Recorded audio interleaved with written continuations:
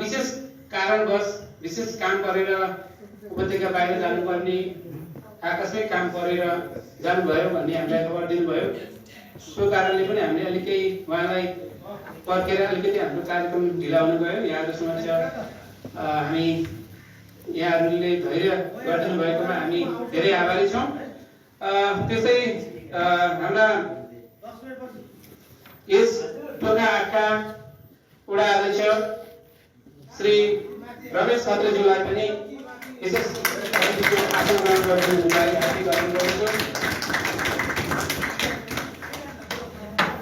त्यस्तै नेपाल बक्सिङ महासङ्घका अध्यक्ष राम अबालेज्यू हाम्रो सामु उपस्थित हुनुहुन्छ। उहाँले पनि विशेष अतिथिको आसन ग्रहण गरिदिनु उहाँ आउँदै हुनुहुन्छ। त्यसै हाम्रो महासचिव मानबहादुर भण्डारीज्यू पनि आउँदै हुनुहुन्छ। सचिवज्यू पुष्पराज पन्त उहाँलाई विशेष अतिथिको आसन ग्रहणलाई हार्दिक अनुरोध गर्दछु। त्यस्तै हजुर हाम्रो महासचिव मानबहादुर भण्डारीज्यू आइसक्नु भएको छ। उहाँलाई आसन ग्रहणको लागि हार्दिक अनुरोध गर्दछु।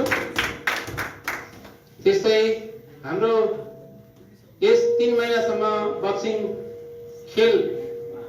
खेल्नको लागि विद्यार्थी भाइ बहिनीहरूलाई स्थान उपलब्ध गराएर हामीलाई ठुलो सहयोग गरिदिनु भएको यस जाल्पा माविका प्रिन्सिपल श्री सुजन श्रेष्ठज्यूलाई पनि विशेष अतिथिको आसन ग्रहण गरिदिनुलाई अनुरोध गर्दछु।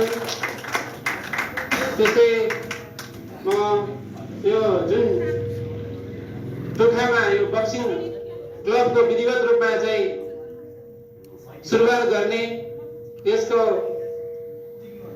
हर तरहले चाहिँ यसलाई अगाडि बढाउने र खेलाडी उत्पादनमा उहाँको तन मन धन हरेक लागि परेर आज यहाँसम्म हामीले टोखामा एउटा बक्सिङको विधिवत रूपमा दर्ता गरी एउटा संस्थागत रूपमा बक्सिङ खेलाडी उत्पादन गर्ने कार्यमा हामी अहिले 3 महिनाको प्रशिक्षण दिएर एउटा पहिलो ब्याच हामीले तयार गर्न सक्षम भएका छौँ। बक्सिङ कोच पनि हुनुहुन्छ, जनप्रतिनिधि पनि हुनुहुन्छ। श्री अनुप कुमार राईज्यूलाई पनि म आसन ग्रहण गरिदिनुलाई हार्दिक अनुरोध गर्दछु।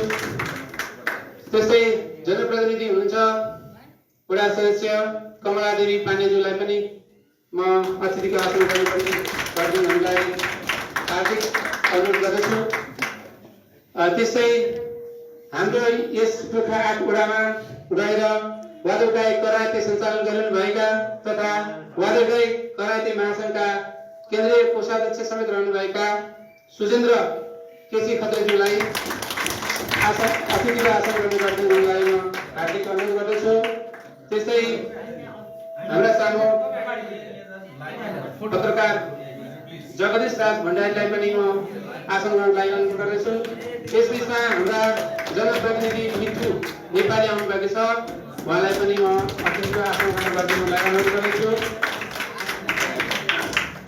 म अब हाम्रा क्लबका उपाध्यक्षहरू यस वडामा रहेर सामाजिक क्रियाकलापमा सक्रिय रहनुभएका हाम्रा कार्य समितिका उपाध्यक्षहरू भोपाल घिमिरेज्यू उहाँलाई पनि आसन ग्रहणको अनुरोध गर्दछु।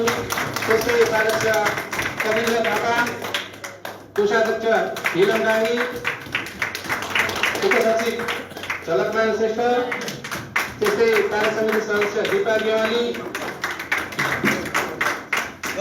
र हाम्रो यो बक्सिङ प्रशिक्षणलाई मूर्त रूप दिनको लागि अनवरत रूपमा नियमित रूपमा प्रशिक्षण दिइरहनु भएको बक्सिङ कोच शेरबहादुर राणाज्यूलाई पनि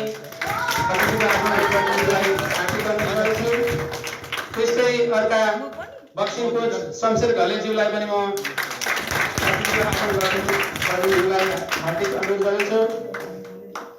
त्यस्तै हाम्रा देश टोकाका अत्यन्तै सक्रिय समाज सेवी भितु राणा मगरलाई पनि म आसन ग्रहण गरिदिनु अनुरोध गर्दछु।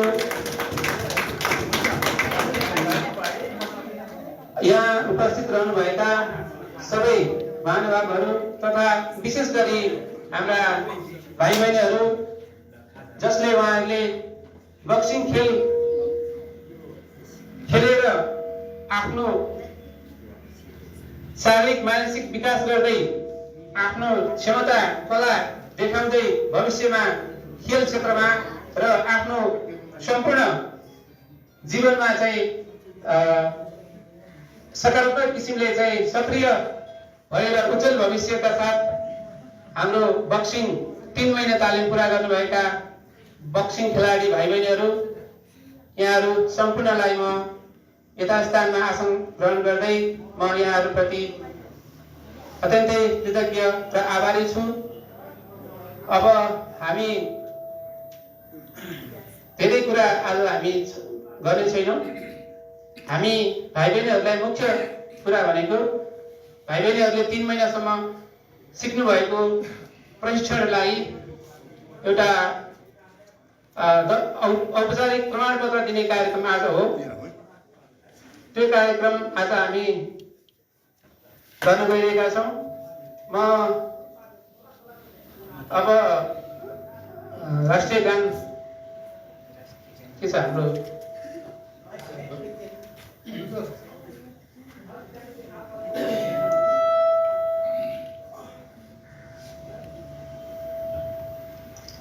हाम्रो अतिथिहरू आउँदै हुनुहुन्छ।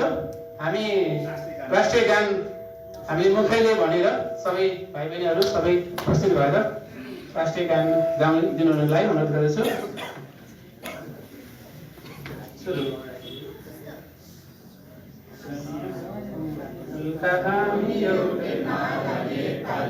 सार्वभौम फैलिएका मेची महाकाली साय ढुङ्गा फुलका हामी एउटै माला नेपाली सार्वभौम फैलिएका मेची महाकाली प्रतिदिनका कोटि कोटि सम्पदाको अचल वीरहरूका रगतले शोषणका अचल ज्ञान भूमि शान्ति भूमि चरे पहाडी माला अखण्ड युगाले हाम्रो मातृभूमि नेपाल बहुजाति भाषा धर्म संस्कृति सदिश अग्रगामी राष्ट्र हाम्रो जय जय नेपाल।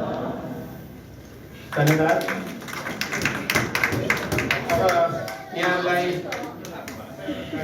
अवगतै छ हामी अतिथिज्यूहरूको आगमनको प्रतीक्षामै छौँ।